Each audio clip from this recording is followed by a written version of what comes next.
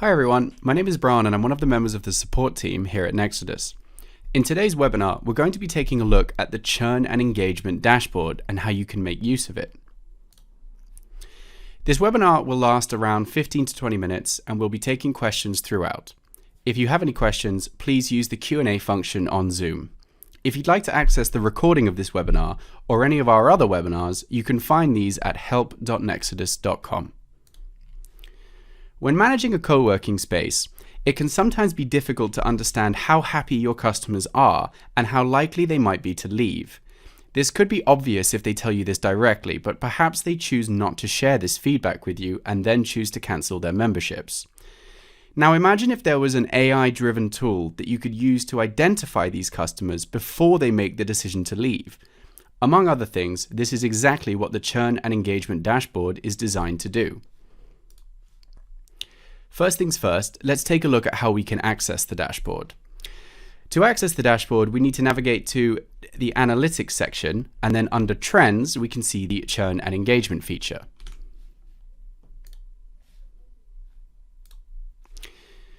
If you haven't accessed the section previously, you'll see a brief description of the feature and just need to click Get Started to continue.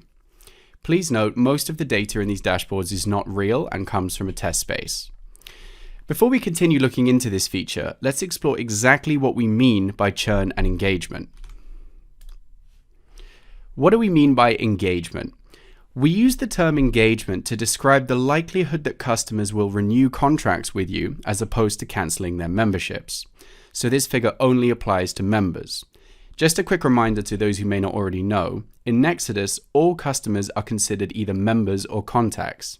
A member is a customer that is signed up to a plan and has an active contract, like a customer paying monthly for a desk, for instance.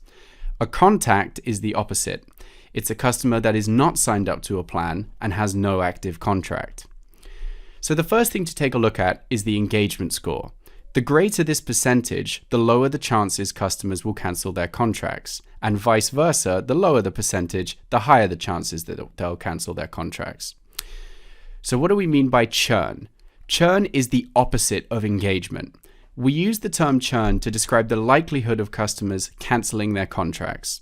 This is an average rate on how often your customers cancel their memberships without signing up to another plan. So a customer that upgrades or downgrades their plan would not be considered in the churn rate.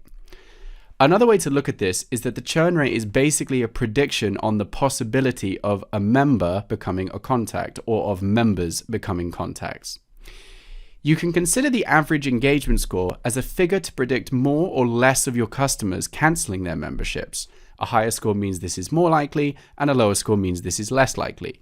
Whereas the churn rate is the proportion of members that have cancelled compared to the number of active members you have over a specific period, which in this case is 1 month.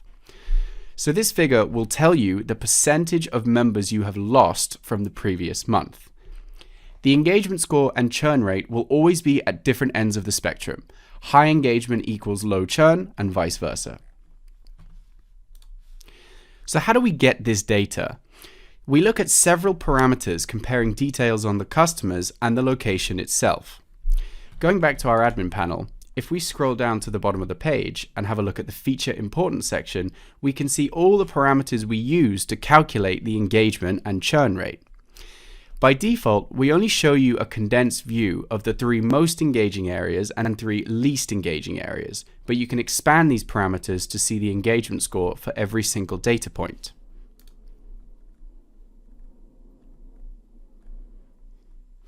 Some of these parameters will be based on customer information, like how long have they been an active member, whether or not they're part of a team, how much they pay for their membership, etc. Other parameters are based around information on the location itself, like how many bookings were made in the last month, how many customers checked into the space in the last month, the overall capacity of the space, and so on. Now, if any of you take a look at your own churn and engagement dashboards, you will notice the parameters in your feature importance section are ordered differently. This is because this information is tailored to your space. Each of these parameters is calculated to have varying impacts on your space's overall engagement score. The importance of these parameters is then displayed to you as a percentage. You can also click on each of these features to dive deeper into the most engaging or least engaging points.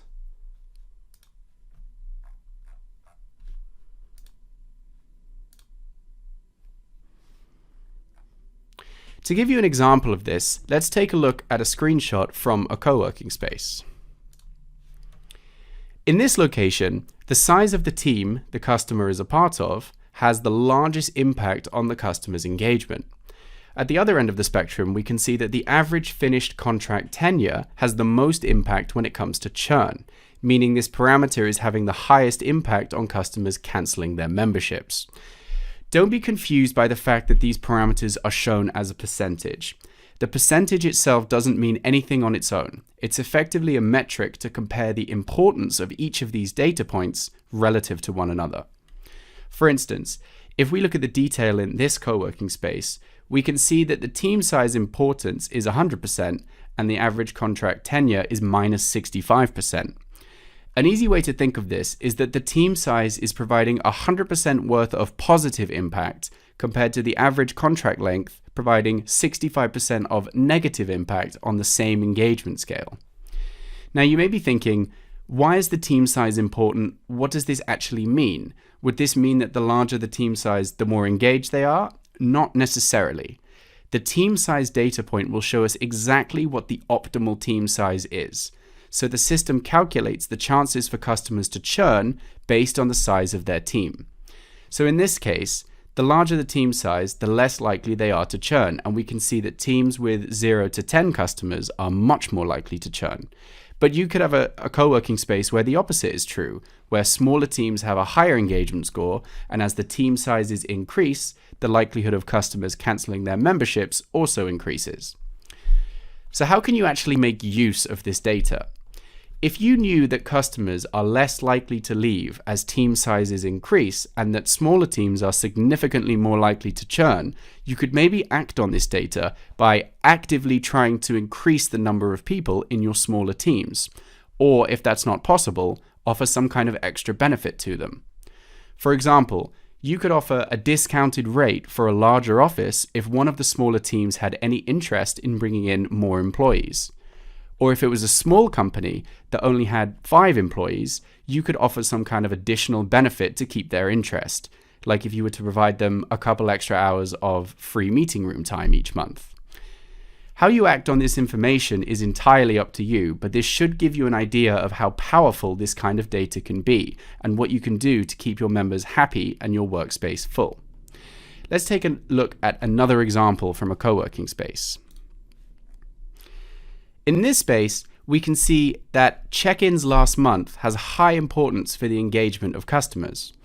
At first, this probably sounds quite obvious, as you would think the more that customers check in, the more engaged they are, and therefore less likely to leave. But in this case, that's not necessarily true. If we dive into this data further, we can see that a low number of check-ins produces less of an engagement score than a high number of check-ins, which is what we would expect. But this is not completely linear. Customers with 8 to 16 check-ins had a higher engagement than customers with 16 to 24. While the reasons for this can be different in every case, in this case, we could argue this location could be having an issue with capacity, and customers checking in more than 16 times a month are more likely to churn. It's up to you to draw your own conclusions from this kind of data, and there may be specific reasons for these figures, but you can use this tool to potentially adjust elements of your co-working space and increase your customer engagement. If we scroll back to the top of the dashboard, we can see some of the insights for this data. The insights are a rough conclusion that we produce based on the feature importance data. We provide a translation of this data to give you a simple description on areas of your co-working space that are keeping customers more engaged and areas that are causing customers to churn at a higher rate. Let's take a look at a couple of examples of co-working spaces, including the one we have already investigated. As you can see, the system identified that smaller teams are more likely to churn and provides this conclusion. Looking at a different co-working spaces insights, we can see how the detail changes. There are a couple of points that remain the same, which may just be more important features that are calculated to provide high engagement in most co-working spaces, but the conclusions will always be unique and tailored to your space. Now that we understand exactly what the engagement score and churn rate is and how we calculate these figures, we can better understand the averages. As well as providing you with your co-working space's average engagement and churn rates, we also compare this data to other co-working spaces in the same country and let you know the average engagement score and churn rates of those other spaces.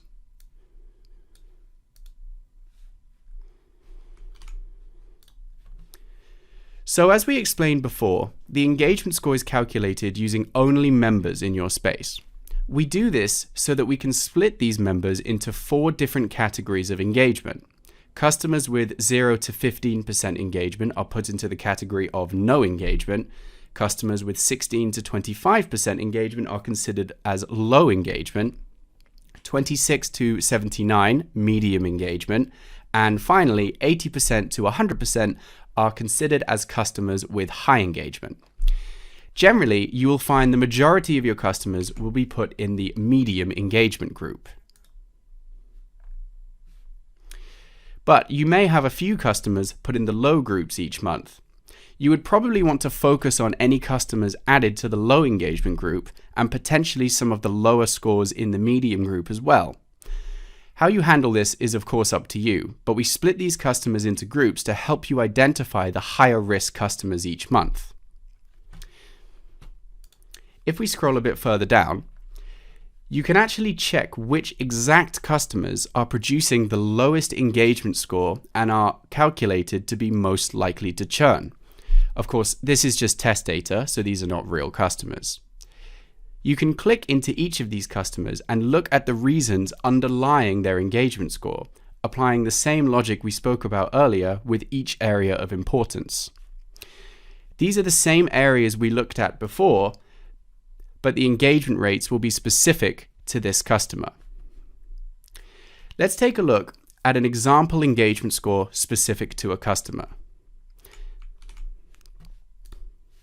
From the same co-working space as some of our other examples, this is the engagement score for the customer that is currently calculated as having the lowest engagement. Straight away, we can see the 3 areas that are most likely to cause the customer to churn: days from the start of the contract, changes in check-ins in the last 3 months, and total price. You can cross-reference each of these points with the same parameter in the feature importance section to understand why the system calculates the customer as having low engagement based on these factors. Let's do this for a couple of these low engagement points. Days from the start of contract. The value connected to this parameter is the number of days in which the customer's contract has been active. In this case, 184 days. The system calculates that customers with contracts active for 184 days are more likely to churn.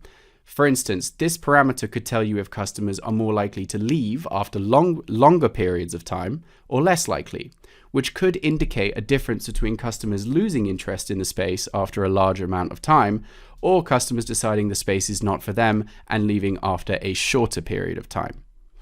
If we take a look at the space's feature importance section for this parameter, we can see that customers with 120 to 240 days on their contracts are more likely to churn at a rate of 58.33%.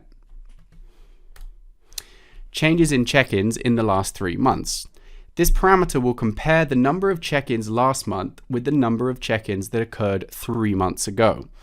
Please note, this parameter does not look at the amount of check-ins over a period of 3 months. It's specifically comparing last month to a month that happened 3 months ago. So in this case, we'd be looking at a comparison of check-ins that occurred in February and in December 2022. So this value of minus 100% tells us that the customer has not checked in once last month compared to 3 months ago, which may be a clear cause for concern. If we dive deeper into the space's engagement for this point, we can see that a change of minus 100% is of course a large cause for concern. This is a good example to show the difference between the overall engagement of each parameter and the engagement of the same parameter specific to the customer. In this co-working space, the changes in check-ins feature, or changes in check-ins over 3 months, is actually showing a positive engagement of 6%, which would not really be considered an issue. But as this customer has had no check-ins last month, the engagement score for them is negatively impacted by quite a large amount. The important thing to remember is that similar to the overall feature importance, these metrics are relative to one another and should not be looked at as a percentage chance to churn. The percentages you see here are simply a measurement of the importance of specific areas of your space compared with others. So it's kind of like a constant balancing act in the form of a point system, with higher engagement areas adding points and higher churn areas taking these points away. The remaining total is the customer's engagement score, and if this engagement score is low, then it means they have a higher chance to churn. If we go back to the engagement score graph, you will also notice a timeline that you can change. You can use this feature to see the number of customers that were calculated to be in each engagement group in each individual month.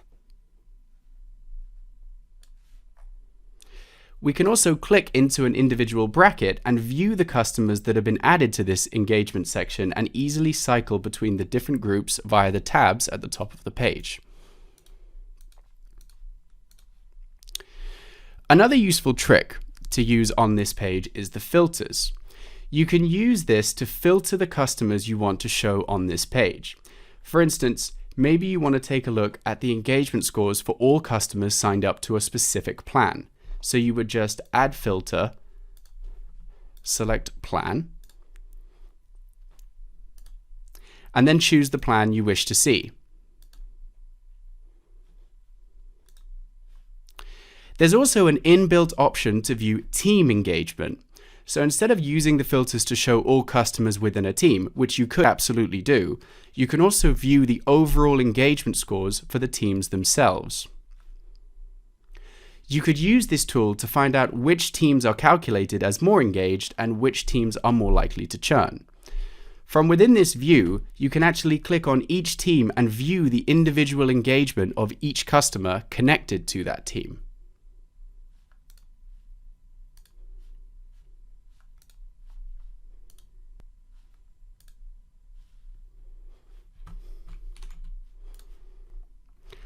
Hopefully this has given you an understanding as to how you can make use of this feature. The practical use of this information is of course something that you need to think about for yourselves, but we wanted to provide you with a tool that you can use to understand customers or areas of your co-working space that you may need to focus on, or aspects of your space providing high engagement that you may not realize. We'll be keeping the webinar open for another 5 to 10 minutes or so to answer any questions you may still have. Thank you for taking the time to take part in this webinar today, and I wish you all the best of luck with your churn and engagement dashboards.